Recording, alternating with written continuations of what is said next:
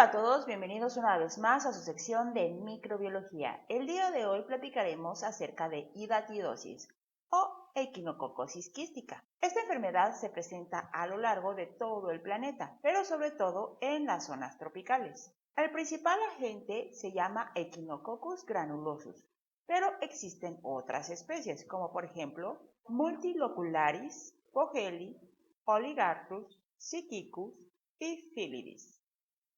Este es el parásito. ¿Se parece a alguno otro que ustedes conozcan? Pues bueno, pertenece a la misma familia que las tenias. Es un céstodo. Eso significa un gusano plano. Como parásito, tiene la característica de que no transcurre toda su vida dentro de un solo huésped, sino que va creciendo y desarrollándose en diferentes huéspedes. A esto se le llama el ciclo vital. Como es un ciclo, no se puede especificar concretamente dónde inicia o dónde acaba, así que lo iniciaremos en un sitio a nuestro gusto. Por ejemplo, yo voy a iniciar con nuestro mejor amigo, que es el perro, pero también podría ser en uno de sus parientes, como el zorro o el lobo. En estos animales, dentro del intestino delgado, se encuentran los parásitos adultos. Dado que ya es la forma adulta, a estos huéspedes se les llama hospederos definitivos. Veamos más de cerca el parásito. El parásito, si ustedes se fijan, tiene estos bloquecitos. Estos bloquecitos se llaman proglotidios y en el primero vemos que hay estas estructuras como circulares. Y no son sus ojos, son unas ventosas. Tiene 4 ventosas. Con estas ventosas chupa o succiona los alimentos a partir del intestino del perro. En la punta tenemos unos ganchos, que es con los que el parásito se fija al intestino. Entonces, este primer segmento se llama escólex y luego tenemos otros segmentos que ya son los proglotidios.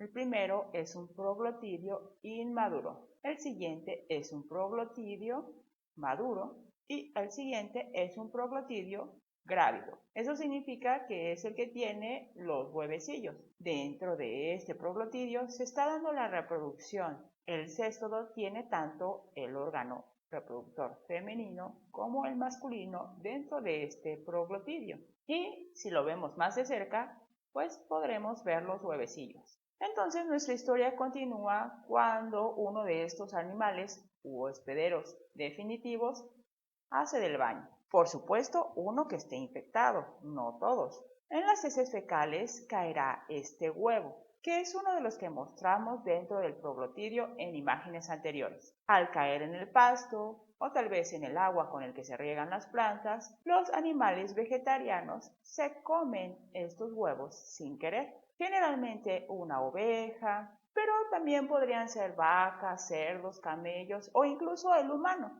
porque también comemos plantas. En todos ellos, el intestino está conectado con el hígado por la circulación portal. De esta manera, los parásitos atraviesan la mucosa intestinal y llegan al hígado, que es generalmente donde se presenta la afección, pero también podrían continuar por la circulación hacia otros órganos, principalmente el pulmón. Una vez en el órgano en el que van a habitar, se forman estas bolitas. La parte externa de la bolita es lo primero que se forma.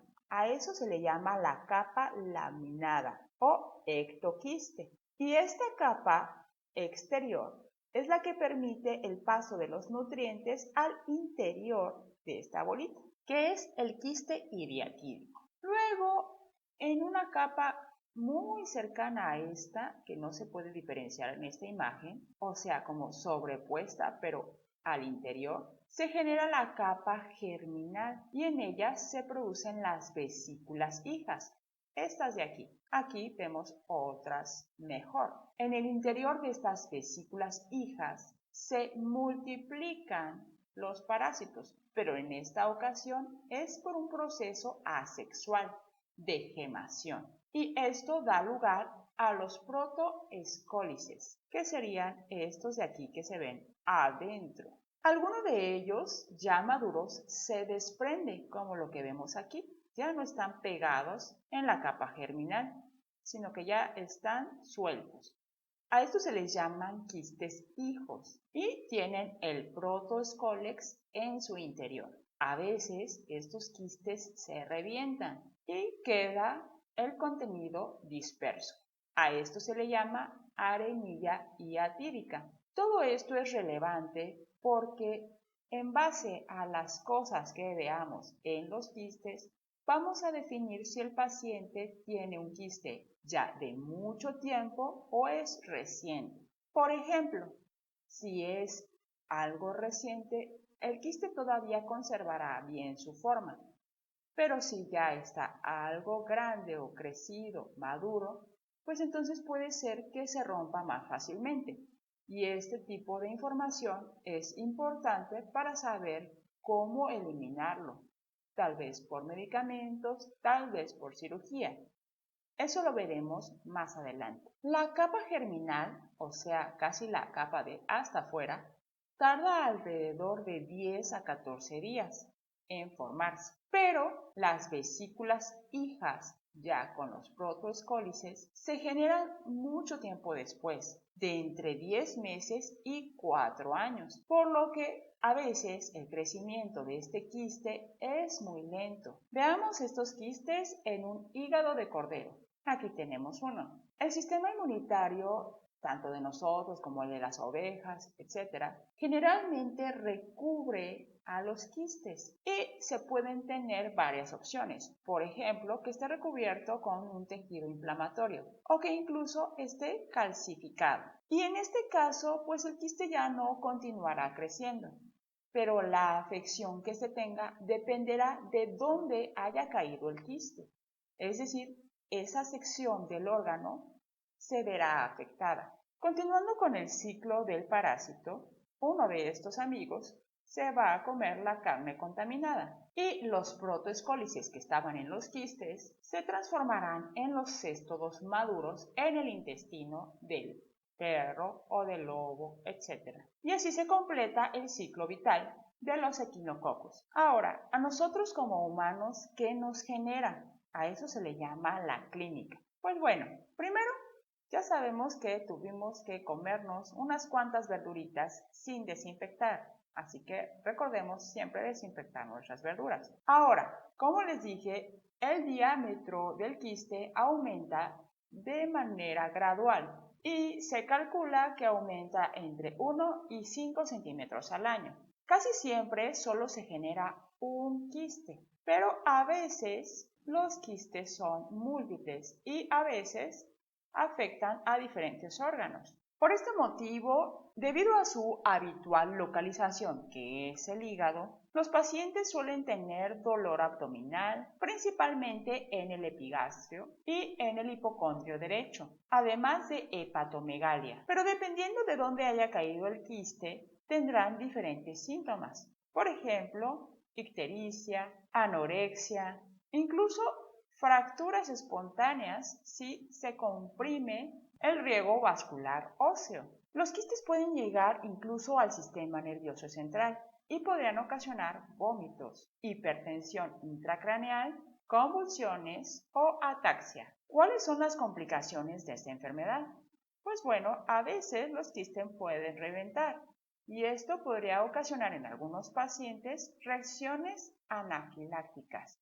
Es decir, el sistema inmunitario reacciona rápidamente ante estos parásitos que se va a encontrar y causa muchísima inflamación. Esto puede ser grave porque si lo que se inflama son las vías respiratorias, el paciente podría dejar de respirar. En algunos otros quistes se asocian bacterias, dando lugar a abscesos, o sea, un sitio redondito que tiene un montón de bacterias. Esta complicación afecta alrededor del 40% de los pacientes. ¿Cómo se diagnostica? Bueno, existen muchas alternativas. Las principales son las técnicas de imagen. Por ejemplo, la radiografía, la ecografía abdominal o la tomografía computarizada. También se pueden aspirar las muestras y observarlas al microscopio. Y en este caso se verá en qué estadio se encuentra el quiste. Por ejemplo, en este paciente, el quiste ya tiene quistes hijos, así que ya está avanzada la etapa de la enfermedad. ¿Cuál es el tratamiento? Bueno, pues se puede optar por la cirugía cuando no es posible realizar técnicas precutáneas o cuando tenemos quistes complicados. Eso significa aquellos que estén asociados a rupturas, fístulas, infecciones, hemorragias. Pero como les decía, también podemos realizar técnicas precutáneas, como el drenaje precutáneo. En este se introduce en el paciente este tubito que es guiado con la ayuda de ecografía. Y la idea es destruir la capa germinal del quiste y succionar su contenido. Lo que con mayor frecuencia se suele hacer es un procedimiento llamado PAIR. Eso significa Punction, Aspiration, Injection and Reaspiration. O sea, punción, aspiración, inyección y reaspiración. Lo que van a hacer es aspirar el contenido del quiste y luego se inyectan productos químicos que maten el resto del quiste o parásito que pudiera haber quedado. Luego se realiza una reaspiración, o sea, van a volver a succionar el material. En este caso, va a traer un poco del producto que se utilizó para matar al parásito con los posibles restos de parásito que pudieran haber quedado en la primera aspiración. Generalmente para hacer este procedimiento también se utilizan antiparasitarios previos. La sustancia escolicida que se utiliza con mayor frecuencia es el suero salino hipertónico, de entre un 15 a un 20% de salinidad. Esto es un líquido que tiene mucha sal. Esa sal va a hacer que se seque el quiste, porque el agua tiende a ir hacia donde hay más sal. Entonces, si este fuera el quiste, de esta manera el quiste empezaría a secarse. También se acompaña generalmente con etanol, otro agente secante. Y de esta manera, si está seco, el parásito se muere porque todos necesitamos agua para vivir. No obstante, este procedimiento no es apto para todos. Por ejemplo, está contraindicado en los quistes pulmonares. ¿Qué otra opción tenemos entonces? Pues los antiparasitarios, como el albendazol.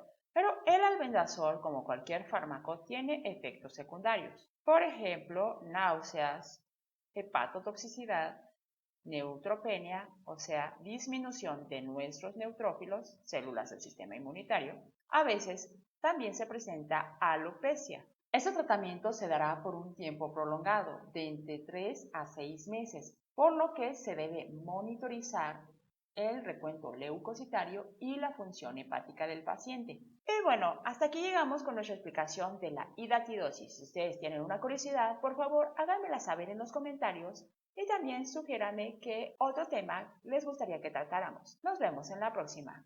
Chao.